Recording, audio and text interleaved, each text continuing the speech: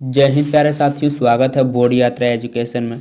अगर आप लोग बिहार बोर्ड से मैट्रिक परीक्षा 2025 में एग्जाम दे रहे हैं तो आप लोगों के लिए लेके आए हैं इतिहास का ऑब्जेक्टिव क्वेश्चन, जिसमें 60 पीवीआई ऑब्जेक्टिव प्रश्न है। ठीक ना, आप लोगों को वीडियो के अंत तक बने रहना है। आप लोगों को 60 के 60 ऑब्जेक्टिव याद रखना है। ठीक ना, 60 के 60 ऑब्जेक्टिव याद रखना है। और 50 से 60 ऑब्जेक्टिव तो बहुत ही खतरनाक है, जो कि very most important objective question है 50 से 60।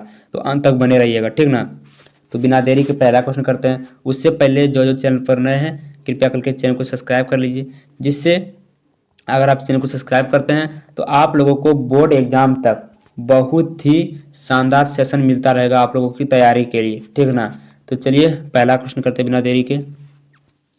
पहला क्वेश्चन है, यंग यूरोप की स्थापना किसने की? यंग यूरोप की स्थापना किसने की? मेजनी ने की, ऑप्शन नंबर बी। ठीक ना, एक मिनट, किसने की? मेजनी ने, ऑप्शन नंबर बी। अब है, यूनान के स्वतंत्रता संग्राम में किसकी पराजय हुई? यूनान के स्वतंत्रता संग्राम में किसकी पराजय हुई? तुर्की की। 60 लगभग ऑब्जेक्टिव क्वेश्चन है, इसलिए ज़्यादा टाइम व्यर्थ नहीं करेंगे बातों में। ठीक ना, तीसरा नंबर है, गेरिबाल्डी पेशे से क्या था? गेरिबाल्डी पेशे से क्या था? तो नाविक था, ऑप्शन नंबर डी। 4 नंबर है, काउंट काबूर को विक्टर एमेनुएल ने किस पद पर नियुक्त किया? काउंट काबूर को विक्टर एमेनुएल ने किस पद पर नियुक्त किया? तो प्रधानमंत्री, ऑप्शन नंबर सी होगा। ठीक ना, 5 नंबर है, रक्त एवं लोक की नीति का अवलंबन किसने किया था? रक्त एवं लोक की नीति का अवलंबन किसने किया था प्यारे साथियों? तो बिस्मार्क ने किया था, ऑप्शन नंबर बी होगा सही। 6 नंबर है, वियना कांग्रेस के द्वारा फ्रांस में किस शासक वंश की पुनः स्थापना की गई थी? इसका मैं एक ट्रिक बताता हूँ, ट्रिक नहीं है लेकिन आपको याद रहेगा। अगर जहाँ पुनः स्थापना इतिहास में जहाँ भी बोल दे, सोशल साइंस में जहाँ भी पुनः स्थापना आ जाए ना, वहाँ पे इतना मार दीजिएगा टिक, बुर्बो वंश। ठीक ना, बुर्बो वंश की पुनः स्थापना की गई थी। क्वेश्चन को घुमा के पूछ सकता है, लेकिन जहाँ पर पुनः स्थापना रहे वहाँ पे बुर्बो वंश मार दीजिएगा, ऑप्शन नंबर सी होगा सही।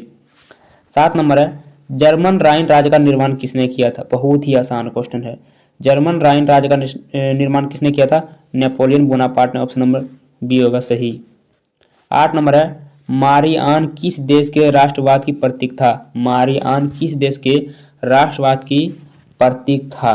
तो फ्रांस की। ठीक ना, ऑप्शन नंबर ए होगा सही। 9 नंबर है, 1830 की क्रांति के बाद फ्रांस में किस प्रकार का शासन स्थापित हुआ? 1830 की क्रांति के बाद फ्रांस में किस प्रकार का शासन स्थापित हुआ प्यारे साथियों? तो इसका सही आंसर क्या होगा? निरंकुश राजतंत्र। ठीक ना, निरंकुश राजतंत्र, ऑप्शन नंबर ए। 10 नंबर है, act of union. Act of union किस वर्ष पारित हुआ? एक्ट ऑफ यूनियन किस वर्ष पारित हुआ प्यारे साथियों? तो 1688 ईस्वी में। कब हुआ? 1688 ईस्वी में, ऑप्शन नंबर होगा सही ए। 10 क्वेश्चन हो गया प्यारे साथियों। अगर आप लोग लाइक नहीं किए तो लाइक कर दीजिए जल्दी से। 11 नंबर है, सेडाओ सेडाओ के युद्ध में सेडाओ के युद्ध में किसकी पराजय हुई प्यारे साथियों? बहुत ही आसान क्वेश्चन है और महत्वपूर्ण क्वेश्चन है। सेडाओ के युद्ध में किसकी पराजय हुई? तो ऑस्ट्रिया की हुई, ऑप्शन नंबर सी। 12 नंबर है, किस युद्ध के बाद जर्मनी का एकीकरण पूरा हुआ? किस युद्ध होने के बाद जर्मनी का एकीकरण पूरा हुआ? तो सीडान का युद्ध। ठीक ना, सेडाओ मत मार दीजिएगा, सेडाओ मत मार दीजिएगा, इसमें कंफ्यूज रहते हैं। इसका सही आंसर हो जाएगा ऑप्शन नंबर डी, सेडान का युद्ध। 13 नंबर हो जाएगा, नेपोलियन ने जर्मनी में किस संघ की स्थापना की? नेपोलियन ने जर्मनी में किस संघ की स्थापना की? तो राइन संघ। ठीक ना, राइन संघ, ऑप्शन नंबर सी होगा। 14 नंबर है, जालवेराइन की स्थापना किस राज्य ने की थी? जालवेराइन की स्थापना किस राज्य ने की थी? तो परसा ने की थी, ऑप्शन नंबर होगा सही ए। 15 नंबर है, हंगरी की भाषा क्या थी प्यारे साथियों?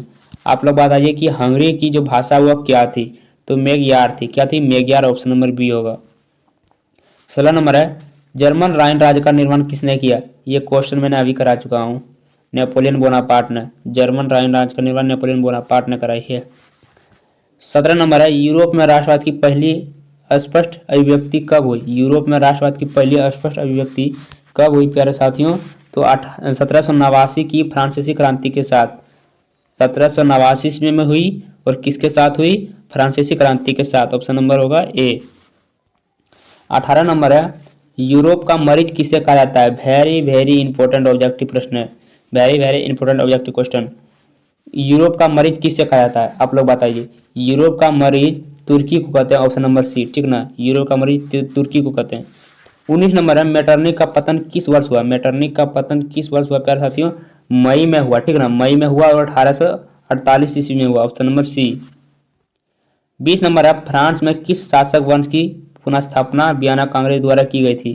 फ्रांस में किस शासक वंश की पुनः स्थापना वियना कांग्रेस द्वारा की गई थी प्यारे साथियों?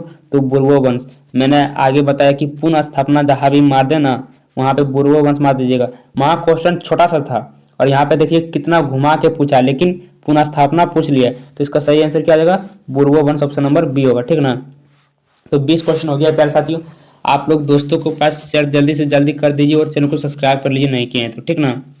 21 नंबर है, इटली एवं जर्मनी के एकीकरण इटली एवं जर्मनी के एकीकरण के विरुद्ध निम्नलिखित में से कौन सा देश था?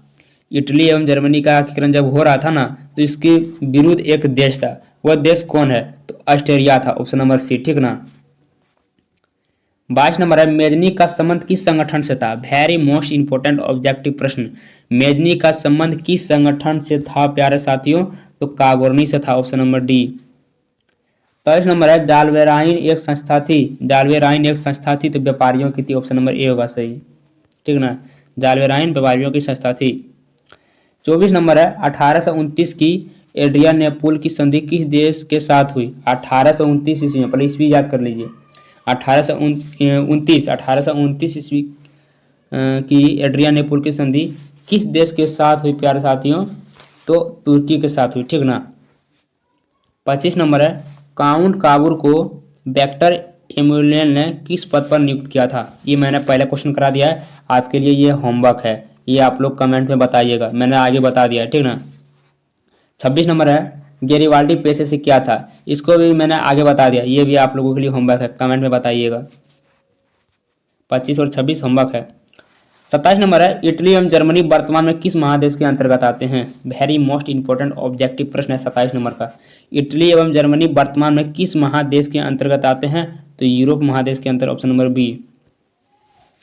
28 नंबर है, रक्त एवं लोक की नीति का अवलंबन किसने किया था? ये भी मैंने पहले करा चुका हूँ, तो ये भी आप लोगों के लिए होमवर्क है।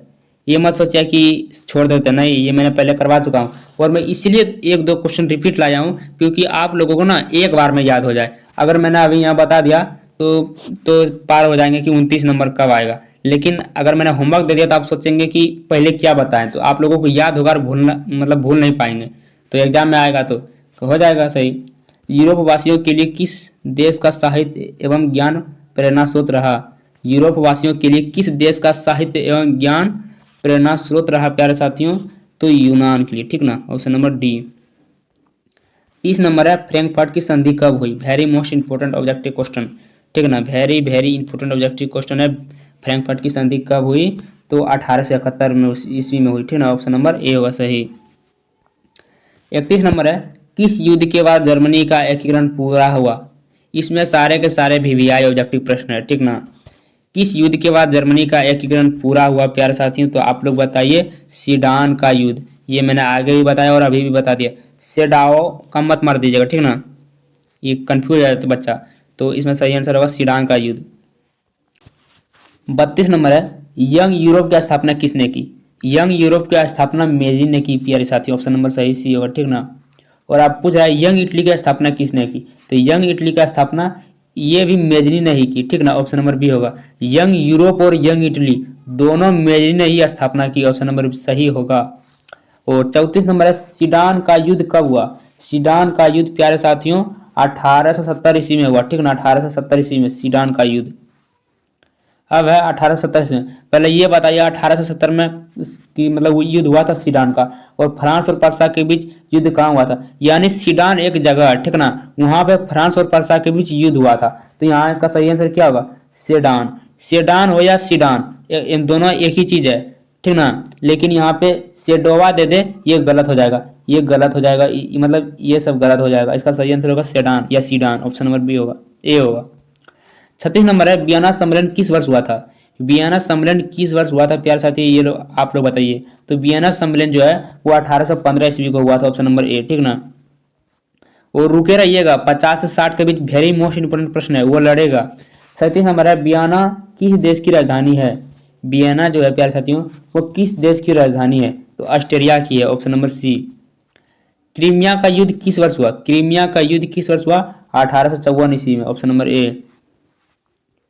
39 नंबर है, राष्ट्रवाद की अवधारणा का जन्म किस घटना से माना जाता है? राष्ट्रवाद की अवधारणा का जन्म किस घटना से माना जाता है प्यारे साथियों?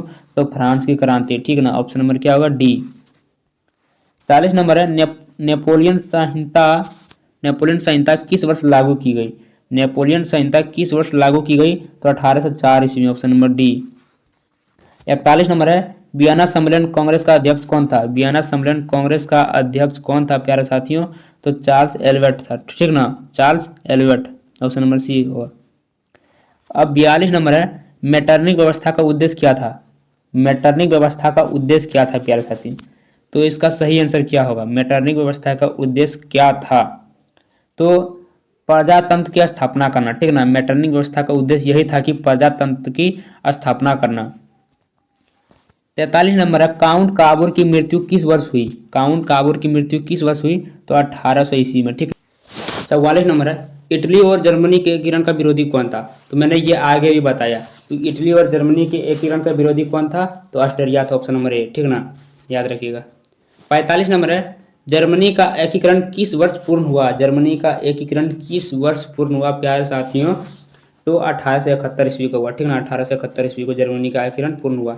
लाल कुर्ते का गठन किसने किया था? आप लोग बताइए कि लाल कुर्ते का गठन किसने किया था? तो ये गेरिबाल्डी ने किया था, ऑप्शन नंबर सी। 47 नंबर है, जाल्वे राइन संघ की स्थापना किस वर्ष हुई थी? जाल्वे राइन संघ की स्थापना किस वर्ष हुई थी प्यारे साथियों? तो 1834 को ईस्वी को हुई थी, ठीक ना, 1834 ईस्वी।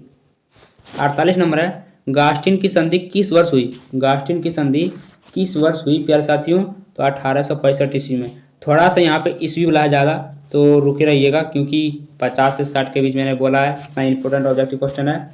49 नंबर है, यूरोपीय सभ्यता का पालना किसे कहा जाता है? यूरोपीय सभ्यता का पालना कहा जाता है। तो इसका सही आंसर क्या होगा? यूनान को। यूरोपीय सभ्यता का पालना किसे कहा जाता है? यूनान को। 50 नंबर है, एड्रियानिपोल की संधि किस वर्ष हुई? एड्रियानिपोल की संधि किस वर्ष हुई प्यारे साथियों? तो 1829 ईस्वी को, ठीक ना। 51 नंबर है, सीडान का युद्ध किनके बीच हुआ था? सीडान का युद्ध किनके बीच हुआ था? तो आप लोग बताइए, सीडान का युद्ध किनके बीच हुआ था? फ्रांस और पर्सा के बीच, ठीक ना। सीडान एक जगह का नाम है। 52 नंबर है, किस वर्ष यूनान को एक स्वतंत्र राष्ट्र घोषित किया गया? किस वर्ष यूनान को एक स्वतंत्र राष्ट्र घोषित किया गया प्यारे साथियों? तो 1832 ईस्वी में, ठीक ना, ऑप्शन नंबर बी। 53 नंबर है, किस संधि द्वारा जर्मनी का एकीकरण पूरा हुआ? ये सब very most important objective question है। किस संधि द्वारा जर्मनी का एकीकरण पूरा हुआ प्यारे साथियों? तो फ्रैंकफर्ट की संधि, ठीक ना, ऑप्शन नंबर डी होगा। अब 54 नंबर, हंगरी की राजधानी है? हंगरी की राजधानी है तुर्की है, बुडापेस्ट है, पर्सा है, सीडान है। तो हंगरी की राजधानी क्या प्यारे साथियों? बुडापेस्ट, ठीक ना, ऑप्शन नंबर बी सही होगा। 55 नंबर है, गीजो कहाँ का प्रधानमंत्री था? गीजो कहाँ का प्रधानमंत्री था? वेरी मोस्ट इंपोर्टेंट ऑब्जेक्टिव प्रश्न। गीजो कहाँ का प्रधानमंत्री था? तो फ्रांस का, ऑप्शन नंबर सी। 56 नंबर है, सेडोवा का युद्ध किनके बीच हुआ? सेडोवा का युद्ध किनके बीच हुआ? ऑस्ट्रिया और पर्सा, ठीक ना, option number B. Last question है, ओटो को निम्न में से कहाँ का राजा घोषित किया गया? ओटो का राजा निम्नलिखित में कहाँ से घोषित किया गया? तो यूनान, ठीक ना, ओटो का